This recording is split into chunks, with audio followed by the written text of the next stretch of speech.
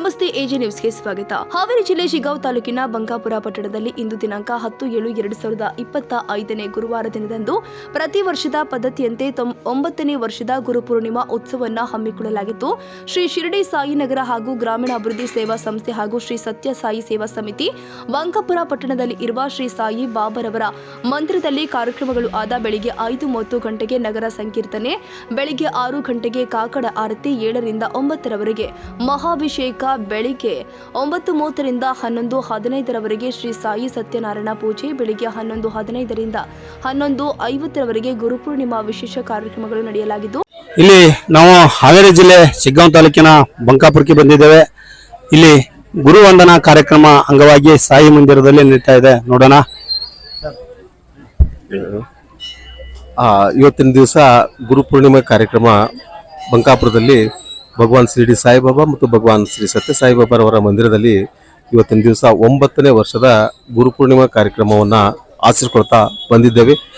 ನಮ್ಮ ಕಮಿಟಿ ವತಿಯಿಂದ 9 ವರ್ಷಗಳನ್ನು ಗತಿಸಿದ್ದೇವೆ. ಮಂದಿರ ಉದ್ಘಾಟನೆಗೊಂಡು 9 ವರ್ಷಗಳಾಯಿತು. ಈ ಒಂದು 9 ವರ್ಷದಲ್ಲಿ ಪ್ರತಿ ವರ್ಷದಂತೆ 2 ಮಂದಿ ಶಿಕ್ಷಕರಿಗೆ ಮತ್ತು ಒಬ್ಬರು ಆಧ್ಯಾತ್ಮಿಕ ಗುರುಗಳು, ಅವರು ಶ್ರೀ ಶಟಸ್ಥಲ ಬ್ರಹ್ಮ ರೇವಣ ಸಿದ್ದೇಶ್ವರ ಶಿವಾಚಾರ್ಯ ಮಹಾಸ್ವಾಮಿಗಳು ಆಧ್ಯಾತ್ಮಿಕ ಗುರು, ಅವರನ್ನ ಪ್ರತಿ ವರ್ಷನೂ ಮತ್ತೆ ಇನ್ನು ಇಬ್ಬರನ್ನ ಶಿಕ್ಷಕರನ್ನ ಕೂಡ ಇವತ್ತಿನ ದಿವಸ ನಮ್ಮ ಮಂದಿರದ ವತಿಯಿಂದ ಗೌರವ ಸನ್ಮಾನವನ್ನು, ಗುರು ವಂದನೆಯನ್ನ ನಾವು ಮಾಡ್ಕೊಳ್ತಾ ಬಂದಿದ್ದೇವೆ. ಅದೇ ರೀತಿ ಇವತ್ತಿನ ದಿವಸ ಪ್ರತಿ ವರ್ಷದಂತೆ ಪ್ರಸಾದವನ್ನು ಕೂಡ ಇಟ್ಟಿದ್ದೇವೆ. ಇವತ್ತಿನ ಪ್ರಸಾದ ಕೂಡ ಇವತ್ತಿನ ಸುಮಾರು ಒಂದು 1500 ರಿಂದ 2,000 ಜನಸಂಖ್ಯೆ ಮಟ್ಟ ಪ್ರಸಾದದ ವ್ಯವಸ್ಥೆ ಇದೆ.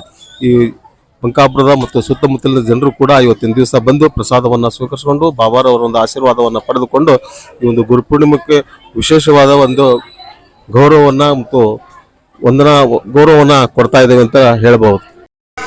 ಸಾಯಿಬಾಬಾ ಮಂದಿರದಲ್ಲಿ ನಮ್ಮ ಹಳೆ ವಿದ್ಯಾರ್ಥಿಗಳ ಬಳಗ ನಮ್ಮನ್ನು ಸನ್ಮಾನ ಮಾಡುವುದಕ್ಕಾಗಿ ಗುರುಪೂರ್ಣಿಮಾ ದಿನದಂದು ನಮ್ಮನ್ನು ಸನ್ಮಾನಿಸಿದ್ದಾರೆ.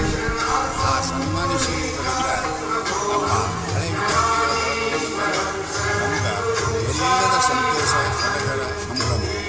ಏಕೆಂದರೆ ಈಗಿನ ಕಾಲದಲ್ಲಿ ಗುರುಗಳು ಅಂದ್ರೆ ಕಡೆಗಣಿಸ್ತಕ್ಕಂಥ ಒಂದು ಮನೋಭಾವನೆ ಇರ್ತಕ್ಕಂಥ ಅಂಥದ್ರಲ್ಲಿ ಇವತ್ತು ನಮ್ಮ ಹಳೆ ವಿದ್ಯಾರ್ಥಿಗಳ ಬಳಗ ಏನಿದೆ ಬಂಕಾಪುರದಲ್ಲಿ, ಯಾಕಂದರೆ ನಾವು ಇಲ್ಲಿ ಬಂಕಾಪುರದಲ್ಲಿ 31 ವರ್ಷಗಳವರೆಗೆ ಉಪನ್ಯಾಸಕನಾಗಿ, ಆಚಾರ್ಯರಾಗಿ ಕೀರ್ತಿ ಪದವಿ ಮಹಾವಿದ್ಯಾಲಯದಲ್ಲಿ ಕೆಲಸವನ್ನು ನಿರ್ವಹಿಸಿದ್ದೇನೆ.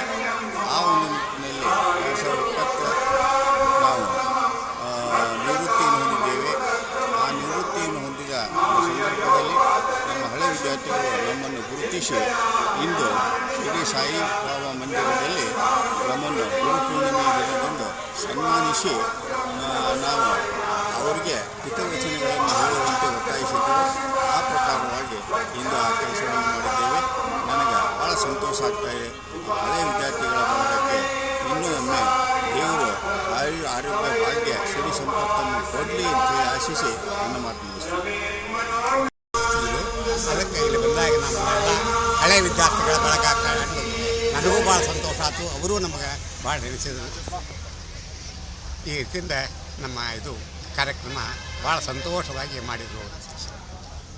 ನಂತರ ಗುರುವಂದನಾ ಕಾರ್ಯಕ್ರಮ ದಿವ್ಯ ಸಾನ್ನಿಧ್ಯದಲ್ಲಿ ಶ್ರೀ ಶಬ್ರ ರೇವಣ ಸಿದ್ದೇಶ್ವರ ಶಿವಾಚಾರ್ಯ ಮಹಾಸ್ವಾಮಿಗಳು, ಅರಳೆಲೆ ಹಿರೇಮಠ ಬಂಕಾಪುರ, ಶ್ರೀ ಎಂಎನ್ ಮಲ್ಲಾಡದ ನಿವೃತ್ತ ಪ್ರಾಂಶುಪಾಲರು, ಕೀರ್ತಿ ಮಹಾವಿದ್ಯಾಲಯ ಬಂಕಾಪುರ್, ಶ್ರೀ ಪಿಬಿ ಮುರ್ನಾಳ ನಿವೃತ್ತ ಶಿಕ್ಷಕರು, ಸರ್ಕಾರಿ ಮಾದರಿಯ ಕನ್ನಡ ಗಂಟು ಮಕ್ಕಳ ಶಾಲೆ ಬಂಕಾಪುರ್, ಇವರೆಲ್ಲರಿಗೂ ಶ್ರೀ ಶಿರಡಿ ಸಾಯಿ ಗ್ರಾಮೀಣಾಭಿವೃದ್ಧಿ ಸೇವಾ ಸಂಸ್ಥೆ ಹಾಗೂ ಶ್ರೀ ಸತ್ಯ ಸಾಯಿ ಸೇವಾ ಸಮಿತಿ ಅವರಿಂದ ಸನ್ಮಾನವನ್ನ ಮಾಡಲಾಗಿತ್ತು.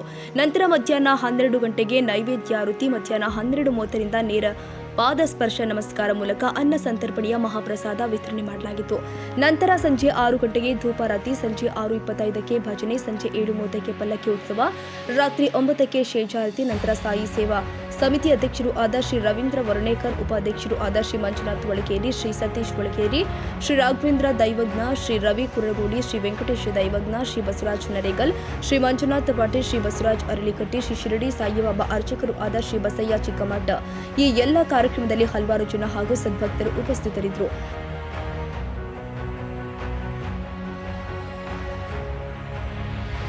ಕನ್ನಡಿಗರ ಮೆಚ್ಚಿನ ನಿಮ್ಮ ಎಜೆ 24/7 ನ್ಯೂಸ್ ಕನ್ನಡ ವಾಹಿನಿ ಇದೀಗ ಟಿವಿಯಲ್ಲಿ ಲಭ್ಯ.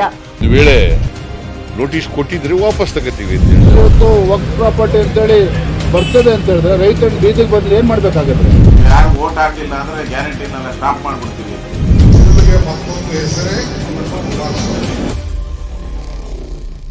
ಕರ್ನಾಟಕ ಮತ್ತು ದೇಶ ವಿದೇಶ 360 ಡಿಗ್ರಿ ಸುದ್ದಿ ಹಾಗೂ ಉತ್ತರ ಕರ್ನಾಟಕ, ಬೆಳಗಾವಿ, ಬಾಗಲಕೋಟೆ, ಧಾರವಾಡ, ಹಾವೇರಿ, ಗದಗ, ಬಿಜಾಪುರ ಜಿಲ್ಲೆಯ ಕ್ಷಣ ಕ್ಷಣದ ವಿವರವನ್ನ ಪಡೆಯುವುದಕ್ಕೆ AJ 24/7 ನ್ಯೂಸ್ ಕನ್ನಡ ವಾಹಿನಿಯನ್ನ ಲೈಕ್ ಮಾಡಿ, ವಿಡಿಯೋಗಳನ್ನ ಶೇರ್ ಮಾಡಿ, ಕಮೆಂಟ್ ಮಾಡುವ ಮೂಲಕ ನಮ್ಮ ವಾಹಿನಿಗೆ ಸಹಕಾರ ನೀಡಿ ಮತ್ತು ಚಾನೆಲ್ ಅನ್ನ ಸಬ್ಸ್ಕ್ರೈಬ್ ಮಾಡಿ. ಧನ್ಯವಾದಗಳು.